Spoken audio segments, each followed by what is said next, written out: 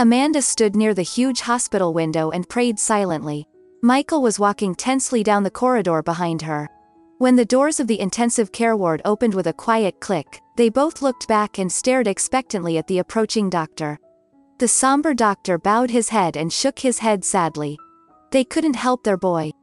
Amanda looked back at her husband incredulously, refusing to accept the terrible truth. The woman grabbed at the doctor's white coat and became hysterical. The doctor quietly said that he was very sorry, and he would now ask the nurse to sedate her. Michael nodded and sat his sobbing wife on the hospital couch. He had not yet fully realized that their son, who had only recently celebrated his 4th birthday, was gone. No one could believe that a trivial fever could be a symptom of a deadly rare disease. Then there was the funeral, and the tomb completely covered with flowers and toys, Amanda's detached face in a black scarf, the condolences of relatives and numerous acquaintances. Michael felt nothing, his heart felt like it had been ripped from his chest. He stood and supported his willis and flaccid wife, as if from a distance watching what was going on. Horror and hopelessness settled in his soul. Nothing could be fixed, their long-awaited and adored Tom would never be with them again. And then the dull routine of everyday life began. Amanda no longer cried. She moved around the house like a gray shadow, unable to pull herself together. Michael went to work and got a little distraction from their grief. And the woman was left to herself. She became distant from her husband. They practically stopped talking. And on the morning of the 40th day after the funeral, Michael woke up because of the stare. Amanda was leaning on her elbow and studying her husband carefully, and then she said quietly that she had dreamt about Tom. In the dream, the boy was standing in a huge wheat field and smiling. Amanda ran to him, but he never came closer. And then he disappeared.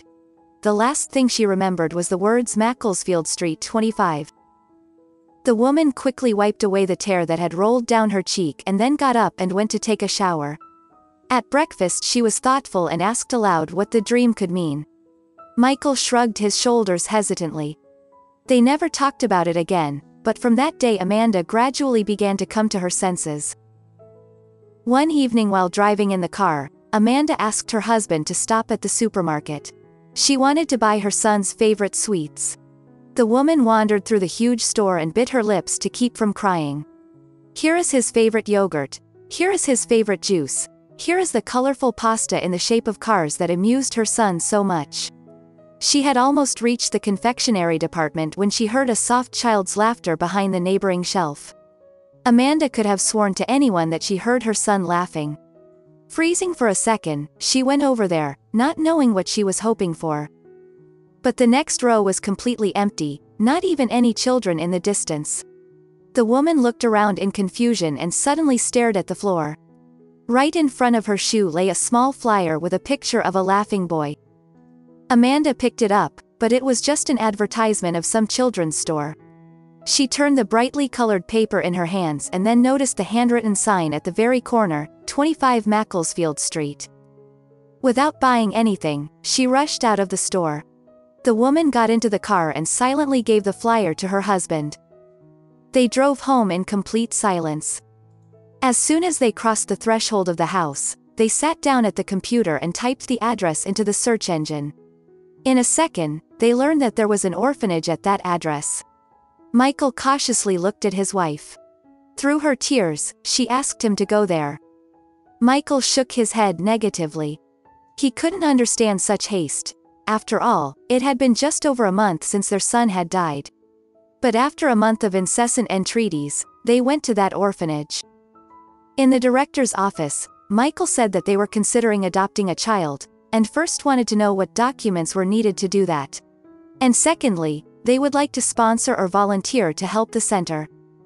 The director was very welcoming to potential adoptive parents. She told them all about the adoption procedure and then showed them a group photo of the children in the orphanage. Amanda carefully looked at the picture. And then she pointed at one boy and asked if he was available for adoption. The director rubbed the bridge of her nose tiredly, and then said that the boy's name was Ben and that he had been with them for 3 months. His parents died in a car accident, and he miraculously survived. The boy was difficult and didn't communicate well. Several couples wanted to adopt him. But Ben was strangely opposed to them, and had always insisted that he recognizes his parents himself. In addition, the mental health of the child was being considered, because he had made an invisible friend and communicated only with him. Amanda, with a pleading look in her eyes, asked if they could see the boy for a minute right now. Michael wasn't entirely sure they were doing the right thing yet, but he preferred not to argue at such a difficult time for them, especially since the boy would most likely give them up himself. Seeing the couple's genuine intention, the director agreed and they walked down the spacious hallway. Michael was very worried that his wife was about to experience acute disappointment and pain. When they entered the room, they saw a boy sitting by the window and staring at something outdoors.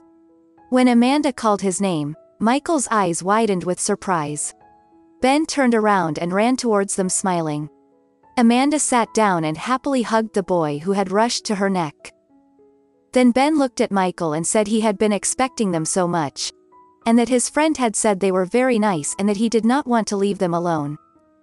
The man stared at the child in shock, and Amanda turned away and cried softly. Adoption was no longer an issue. Finally, Ben with Amanda and Michael were leaving the orphanage. Suddenly a thin ray of sunlight pierced the gray clouds over the city. Ben looked one by one at his new mom and dad, and said he had to say goodbye.